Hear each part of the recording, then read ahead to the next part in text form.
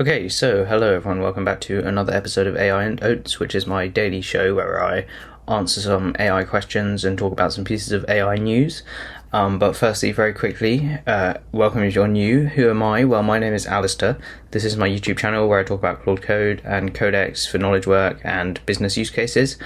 But I also run an AI training and consulting company called Ducks, and so if you own or run a business and you'd be interested in seeing how AI could be implemented to grow your business, grow your revenue, then feel free to get in touch through the link in the description. And I also have a school community where I go into more detail about the actual skills and setups that I use in Claude Code and Codex. And if you're interested in that, the link for that is in the description too. But now that the preliminaries are out of the way, let's jump into today's questions. So basically the way this works is during the day I have a Codex automation that goes and looks through various Reddit forums and kind of news sites and picks out interesting questions about AI and puts them into this slide deck for me, and then I come and react to them and answer them, but often just end up talking about random stuff as well. But right, first one, anyone using Claude Code and Codex together in the same workflow? Yes, absolutely. So I guess this is asking, does anyone use them in the same interface? I mean, I guess you have a couple of options. So within Claude Code, you can connect the Codex MCP, and therefore you can call like GPT 5.6 within Claude Code. That's one way to do it. It's not the way I do it most of the time. So if you're doing anything with an API key, then you can use an open router key that will be able to call both models. And therefore that also means you could use an open router key with Hermes, or you could just like Hermes agent, which isn't exactly the same as Claude Code and Codex, but I mean it's those models and you could have them in one interface. Like with Hermes agent, I suppose you could even OAuth into your ChatGPT account and then also set up an Anthropic API key, and then that way that's probably the most like cost efficient thing, but the easiest way to do it probably would be open router. It's just you have to pay a little bit more per token for Open Router, I think. But fundamentally, the way I would recommend to do it and the way I do it myself is have Claude Code and Codex just open as their own apps, normally. And just have them literally on the same screen or on one screen apart, so you can switch between them really easily, and then just make sure that you have a good file and folder structure within which they're working. So as long as you have the same folder structure, like you can copy your Claude.md and make it your agents.md, maybe with some slight changes, or even if you want to have one as the lead kind of worker, you can have an agents.md. Like let's say you have a Claude.md, Claude is aware that it is the one that is more senior in this power dynamic between Claude Code and Codex. Agents.md for Codex can say you are like a secondary worker, you do not have editing permissions of these files, don't ever edit the Claude.md, don't ever edit Claude's skills. Or the way I have it, I used to have it set up that way, now I have them set up pretty much as equals, and that means that it's almost seamless to switch between them, more or less. So for example, I like the new design skill in Claude Code that came out a couple days ago because it makes nice canvases and stuff. It's very much better design. It's like using Claude Design but in Claude Code. And I think that's a bit better than the design skill that I built for Codex. Codex was running Codex is kind of in charge of setting up cold email campaigns on Instantly. For me, I just give that task to Codex. But as part of that is cold emails, I was designing a kind of asset, I guess you'd call it, and I was redesigning that with Codex but wasn't super happy, so I switched over to Claude, used the new design skill, wanted to design that, and then I was able, once I was happy with that, Claude can just save that because it's working in the same folder, or if you want to give it a term like AI operating system, then I can just say to Codex, okay, Claude has now done this new design, go look at it, take it, and then implement that into the cold email kind of workflow. So that's how I use them in the same thing, is I just make sure I'm working in the same folder, and what I have is a tasks.md. So that allows them to keep track of what's current, what's been done, kind of see which one's done which. And so yeah, that's the way I use them in the same workflow. It's really just about having the correct kind of folders and file structures set up. And then the nice thing is, because if you are kind of working in the same space, what I then said is like you can clone what. So because I like that Claude design skill, I then said to Codex, okay, just like look at the Claude design skill and basically clone it for yourself. And so then it clones it as a Codex skill. So if you have them working in the same environment, same folder, they are like collaborative team members, and I think it's really the way forward. I would recommend to everyone that they should use both Claude Code and Codex, because I think you'll find you like different things for different parts. So like I do probably at the moment use Codex slightly more than I use Claude Code. I find it, I don't know, a little bit more pleasant to interact with. I'm not sure if it's the app or, I mean, I know it's quite a kind of trite thing to say at this point, but I do find it quite hard to follow the responses I get from Claude. It's just a lot of text, and it's sometimes hard to follow what's actually happening without just asking it like, okay, what have you actually done? Whereas with Codex, I feel like it's a bit easier to follow. The other thing I really like about Codex, I've talked about it before, but like connecting it to your phone, the remote sessions in Codex are so much better compared to Claude Code. They're not terrible in Claude Code, but it's just easier, I think, in Codex to drive remote sessions and start new remote sessions. And like for me, over the past couple of months, I've just been doing so many remote sessions. It's been absolutely amazing. I think if I didn't have Codex with the remote sessions, I would have been so much less productive. So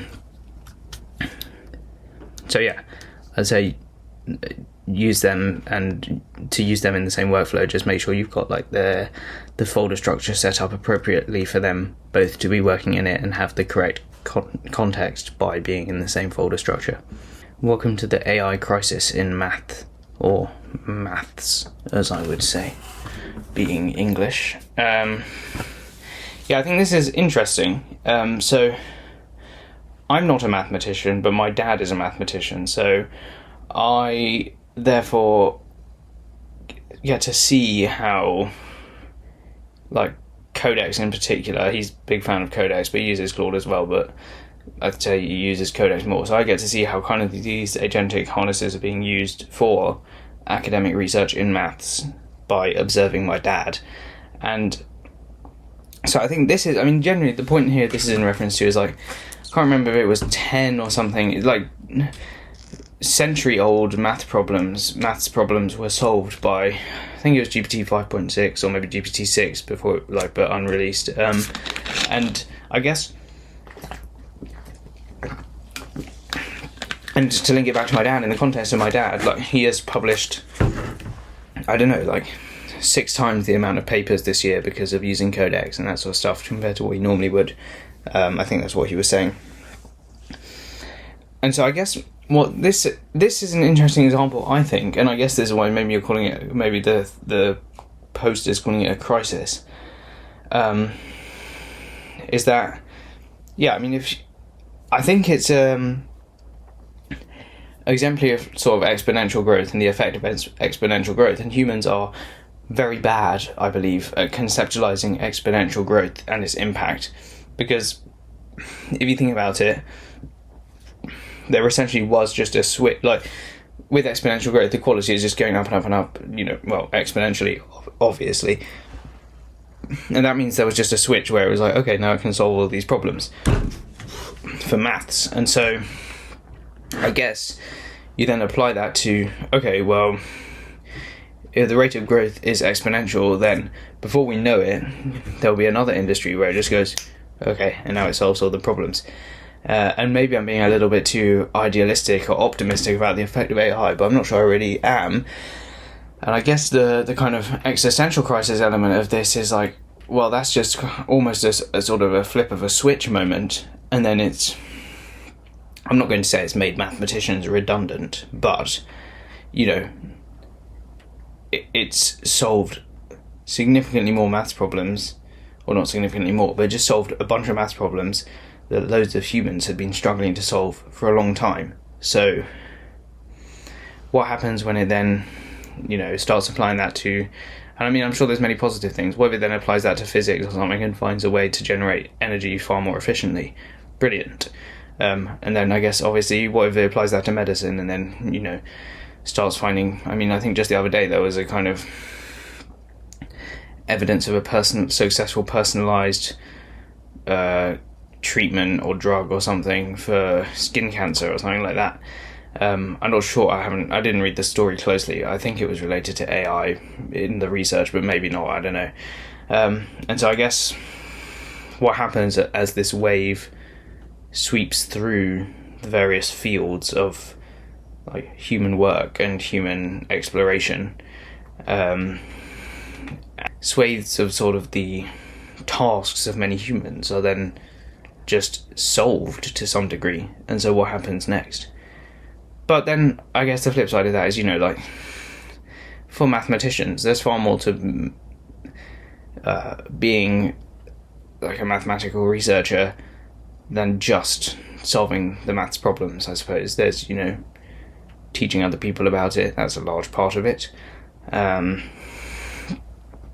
yeah, so I think I think that this sort of exponential growth and the fact that it's then solving problems which had been long-standing is probably a more positive thing than negative, but I guess it is scary to some degree if you are the field which is directly affected by that exponential growth and sudden jump in capabilities. Slack is launching collaborative vibe coding channels. Okay, interesting.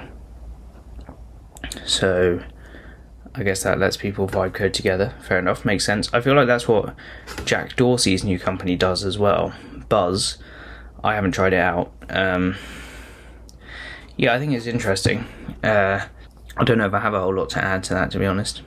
I guess it could get a little bit problematic if you have loads of different people telling AI stuff. I don't know, but I imagine the best way to do something like this would be to have like the planning elements of it are very discursive. So like you can have a group chat with an AI while it's in planning mode. It's like harvesting all the ideas from the different people contributing to that channel. And then presumably it has to propose a plan and approve it, because if you just have lots of people giving it different bits of input and trying to steer it in different directions before it has a plan, and it's just building each little bit in response to each little new message, then that's not going to work, I don't think. Not effectively, at least. So we'll see.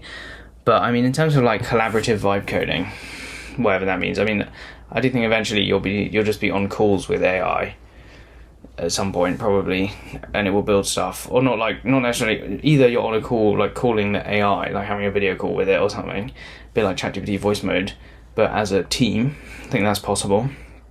Or, I guess if you want to call this collaborative vibe coding, I think like right now you can have a call, finish the call, have AI like watch the recording if there's a recording, or just transcribe it and read the transcript, pick something out to build and build it within, I don't know, like less than an hour, and you can automate that if you wanted to. So I think we're not very far away from basically just having, and I'm sure some companies already have this set up, where you basically just have a live agent that is listening into the call, and if it decides that something is mentioned that is worth building, it can just build it, and quite frankly by the end of the call have a working demo made that you can then present. And so, is that, I guess that's not exactly what this is talking about, but I think that is the idea, is that like you are going to have, I think AI are going to be integrated more and more into human teams as like almost real other team members who will be doing work real time. Alright, so I think that's going to wrap it up for today. Apologies that it was a slightly shorter episode than normal, but hopefully there were a couple of useful things in there. And if you did enjoy, please feel free to subscribe. And equally, just to mention it again, if you're interested in seeing how AI could be implemented effectively into your business, feel free to get in touch through the link in the description. Or if you're just a knowledge worker of any form and you're interested in creating a better AI operating system for yourself in Claude Code or Codex and you'd like me to help you with that, feel free to get in touch as well. And if you're interested in the school community, the link for that is in the description too. But that will be it for today. Thanks very much for watching, everyone, and I will see you tomorrow. Goodbye.